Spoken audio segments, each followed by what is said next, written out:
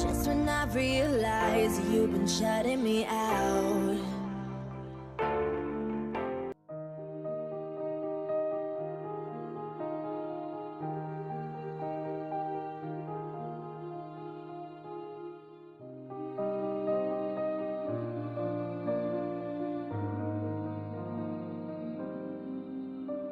Coucou tout le monde, c'est Charles, j'espère que vous allez bien. Aujourd'hui on se retrouve pour le 6ème cours d'espagnol. Il me semble que cette fois-ci j'ai raison.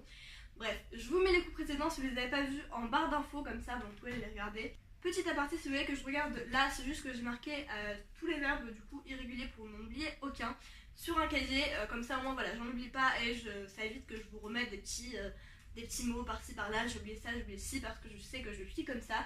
Du coup, normalement, là j'ai rien oublié, mais au cas où, voilà, sachez que si vous avez des petites annotations, du coup c'est que j'ai oublié. Mais en tout cas, j'ai un cahier pour éviter d'oublier la plupart des trucs. Donc premièrement, en espagnol, il y a 3 catégories de verbes irréguliers. Donc il y a les diphtongues qu'on a déjà vu dans la vidéo précédente, que je vous mets juste là dans le petit si vous voulez les regarder.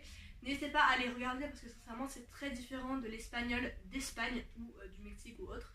En Argentine c'est spécifique, donc allez regarder comment on fait les diphtongues en Argentine si vous voulez parler espagnol d'Argentine, parce que sinon ça va vous embrouiller et du coup voilà, je préfère que vous le sachiez en tout cas. Donc on a les diphtongues qu'on va pas refaire vu qu'on l'a déjà fait de la vidéo précédente. On va du coup faire aujourd'hui les deux autres sortes d'irréguliers. Donc on a les irréguliers à la première personne du singulier tout simplement, qui sont donc tout à fait normales à toutes les autres personnes sauf la première personne du singulier.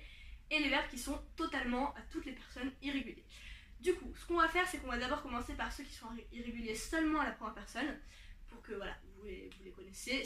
Il y en a 17 à apprendre, on va dire couramment, enfin ceux qu'on dit presque tout le temps. Le reste on n'utilise que très rarement ou presque pas, donc voilà. À moins que j'en ai oublié, mais je pense pas sur ma liste. À mon avis, ça suffit. Voilà, normalement il n'y a pas de problème. Ils sont assez faciles à apprendre, c'est juste la première personne à apprendre. Donc essayez de les apprendre cela pour vous, juste pour pouvoir parler, tenir une conversation. Si vous parlez de vous-même, etc., c'est plus pratique. Par contre, sachez qu'on peut combiner les deux, c'est-à-dire qu'on peut avoir et un verbe à diphtongue et un verbe avec une différence à la première personne. Donc par exemple, tener, qu'on a déjà vu, qui veut dire avoir. Il a donc du coup à la première personne ça donne tengo, qui est différent, et la diphtongue en plus. Du coup voilà, on peut avoir ces deux particularités dans plusieurs verbes, dont les verbes avec un E dedans, mais de toute façon voilà, vous les connaissez après à force, il n'y a pas de souci, c'est juste pour que vous le sachiez. Ce que je vais faire, c'est que pour ces verbes qui sont irréguliers à la première personne, je vais d'abord vous dire la liste de ces verbes en vous disant lequel est à diphtongue en plus.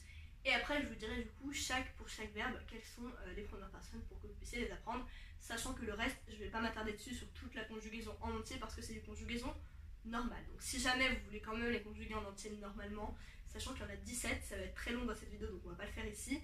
Mais voilà, venez en privé sur Instagram ou en commentaire en bas de cette vidéo pour me dire justement comment vous les conjugueriez et voilà, ce que vous en pensez, si vous arrivez, etc. Comme ça, je pourrais vous aider, mais je vais le faire en privé, on va dire, parce qu'ici, c'est trop compliqué. Donc ces verbes sont decir, qui veut dire, caer, qui veut dire tomber, hacer, qui veut dire faire, conocer, qui veut dire connaître, reír, qui veut dire rire, traer, qui veut dire apporter, valer, qui veut dire valoir, dar, qui veut dire donner, ver, qui veut dire voir, estar, qu'on a déjà vu, qui veut dire être, tener, qu'on a aussi déjà vu, qui veut dire avoir, qui est donc aussi avec une diphtongue, venir, qui est aussi avec une diphtongue, qui veut dire venir, tout simplement, oír, qui veut dire entendre, et qui est aussi avec une diphtongue, donc entendre c'est oír, et pas entender, hein.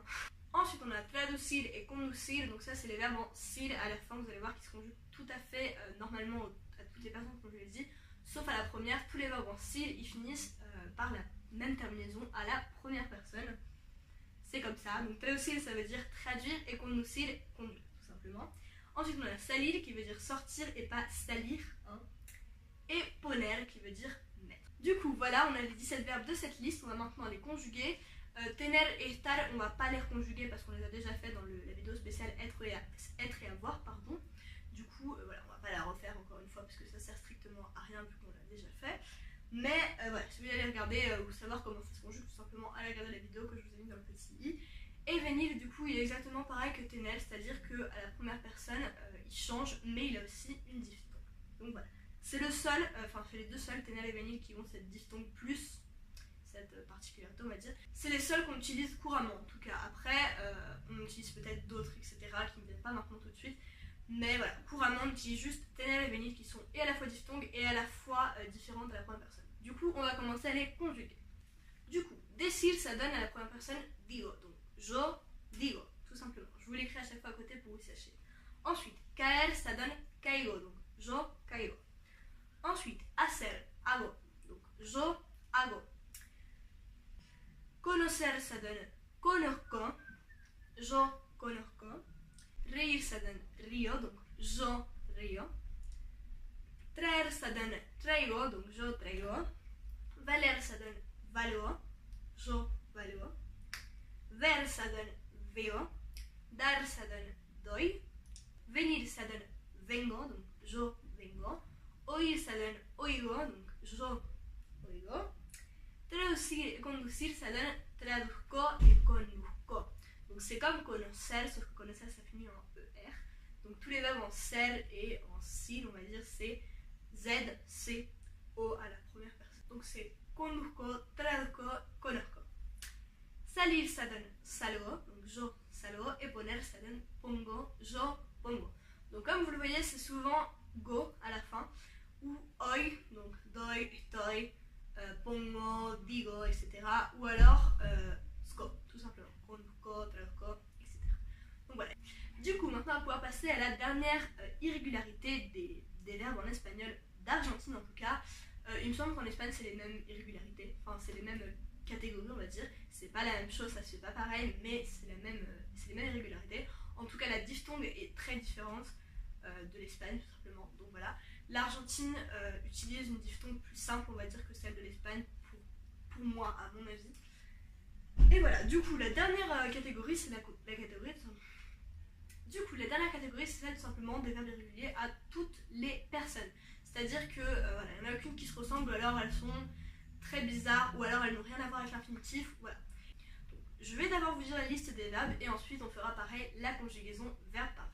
Donc on a donc haber, saber, ir et ser. Donc ser on l'a déjà fait bien évidemment dans la vidéo précédente, pareil dans le petit que je vous ai déjà mis précédemment avec être et avoir. Et haber, on va pas le faire maintenant parce que tout simplement c'est un verbe qu'on n'utilise pas tout seul, parce que c'est un auxiliaire comme être et avoir, et on l'utilise simplement pour former un autre temps que je vous expliquerai plus tard dans une vidéo prochaine. Donc haber on le garde, il veut dire aussi avoir, enfin c'est un auxiliaire qui a la même utilité on va dire que avoir, mais en français il n'y a pas de traduction. Du coup voilà, on va pas le traduire maintenant parce que ça sert à rien, vous n'avez aucune phrase possible à faire dans le présent avec ce verbe là. C'est juste pour que vous sachiez en tout cas que voilà, il existe, il est régulier à toutes les personnes, mais on l'utilise comme auxiliaire en plus d'un autre verbe que j'expliquerai beaucoup plus tard. Du coup, il ne reste plus que deux verbes à conjuguer. On a donc ir qui veut dire aller et saber qui veut dire savoir. Donc il se conjugue comme ça. Yo voy, vos vas, él, ella, usted va, nosotros vamos, ustedes, ellos, ellas van. Tout simplement.